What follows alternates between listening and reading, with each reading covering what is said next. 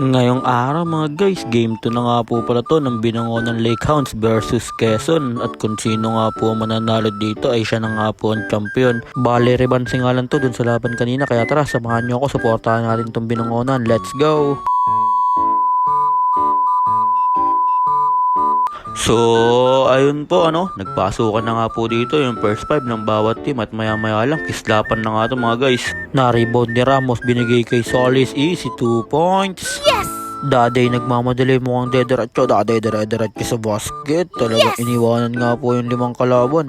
Na kay Solis, tumatawag ng pick mo, ang ititira na nga to ni Solis. Solis pull up J, lista mo na by Clark. Solis, easy 2 points. Lamang na nga po ng tatlo dyan, ang Binangonan. Ito na, dederatso yung kalaban pero traveling nga po siya dyan. Di nga pwede kay Rako yung mga ganyang salaksak. Talagang babalik ka dyan. Kaya pinakita nga po dyan ni Rako kung paano ang tamang pagsalaksak. Ayun, talagang grabe nga po yung spin move sabay layup. Talagang quality ka talaga, kuya. At grabing agawan nga po sa rebound to. Ramos nakuha nga po laban sa tatlong kalaban. May kasama pang foul. Talagang grabe nga po to si Idol Ramos. Talagang parang si Sauragi nga po kumuha ng rebound. Ang taso binigay kay sa balsa. Sa balsa mo ang atake. Wara mo bay sa balsa. Saan mo dinukot yun, kuya? Antaso nakaagaw, grabe niliparan nga po dyan ni Antaso si Idol. Talagang hanggang braso nga lang yun sumabay. At hindi pa nga dyan nakontento si Idol siya Antaso at pinakitaan pa nga kami dyan ng super layup. Talagang grabe layup nga po yun mga guys.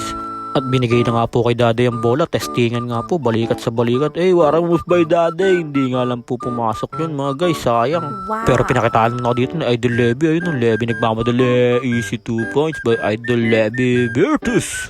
Yes! All 54 nga po yung score natin dito sa third quarter. Malapit na nga po maubos yung oras. Last shot nga po sila Idol. Binitaw na nga po dyan ni Idol. Ayun, kuwara lucky bounce. Buzzer beater. Talagang grabe nga din po itong bata na to. Talagang matining din.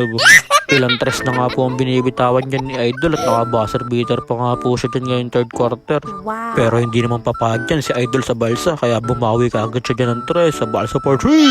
Mukhang babawi si Idol kaya binitaw ng tres, mintis lang pero na-rebound naman yun ng kakampi niya at binawian nga din agad sila dito ni Idol Rakon ng isang quality na layup. Ang taso nakaagaw din nilabang kamay pa nga yung layup. Ang taso na naman nagmamadali. Ang taso para layup. Siya ang taso. Talagang lamang na nga din po sila ng isa dyan mga guys. Ang taso na naman nakaagaw, dire-diretso may kasama pang foul. Talagang grabe nga po si Idol Shan dyan. Talagang tatlong sunod-sunod na layup nga po ang ginawa niya. Yung isa may kasama pang foul. Solis tumatawag ng pick. Solis pull up J. Ilista mo na. Talagang grabe nga po bumitaw to si Idol Clark Solis. Lamang na nga din sila dyan ng tatlo. Rako binigay kay Solis. Solis naghahanap ng papasaan. Binigay kay sa balsa for 3. Pang! Ilista mo na. Sa balsa for 3. Lamang na nga din po sila dyan ng 6 mga guys, ganun lang. Solis nagmamadali na agawan, tropa, binigay kay isa pang tropa mo ang itatangkakitira ng tres. Buti na lang mintis at na-rebound na nga po yan ni Idol at pinasa pero playground foul lang hatol dahil pass break nga po at wala na nga po silang player sa ilalim kaya nag-free throw na dito ang pinsan ko na si Andre Nicandro at walang kakaba-kaba, pinasok nga po niya dyan yung 2 free throw. Lamang pa nga din po dito ng 6 ang Binangonan at maya-maya nga lang ang taso na agawan, binigay kay tropa, alley-oop. Grabing play nga po yung ginawa ng dalawa na yun mga guys. Ang taso nagmamadali, binitbitan ng 4 na player dito ng Quezon. Di nga po sila nakahabol yan mga guys. All na nga din ang score natin at maya-maya nga lang. Rako, umispin Rako, teardrops, lista mo na. Sobrang ganda nga po nitong laban. Last 2 minutes na nga po at lamang ng isang Binangonan. Magpiprit through si Idol. Buti na lang. Todoinks. Talagang sobrang digdikan nga po nitong laban na to. Sa balsa, nagdadala ng bola.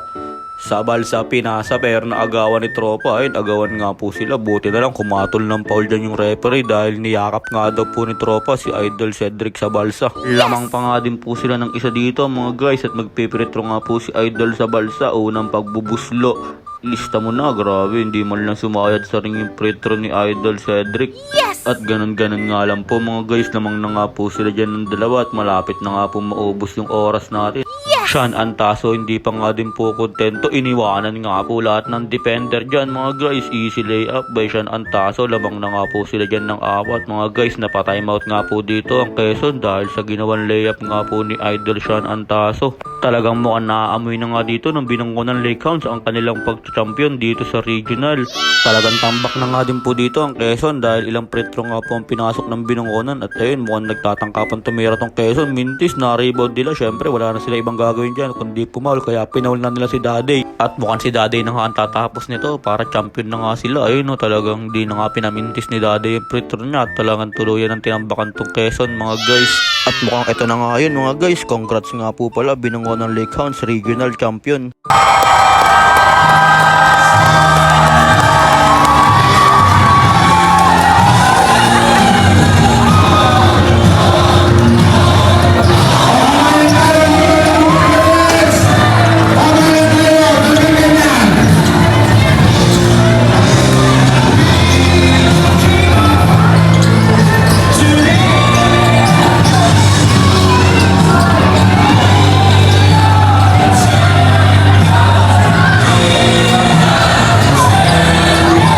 Kinilig pa nga dyan si Inigo Bells. Talagang tuwan-tuwa nga po dito mga player natin at mga coach dito sa binungkunan Lakehounds. Talagang sobrang deserve nyo nga po yan mga idol dahil sa mga araw-araw na ginagawa nyo para mag-training. Congrats nga din po pala kay Sean Antaso na hinakot lahat ng award. The champion team, jersey number 11, Sean Antaso!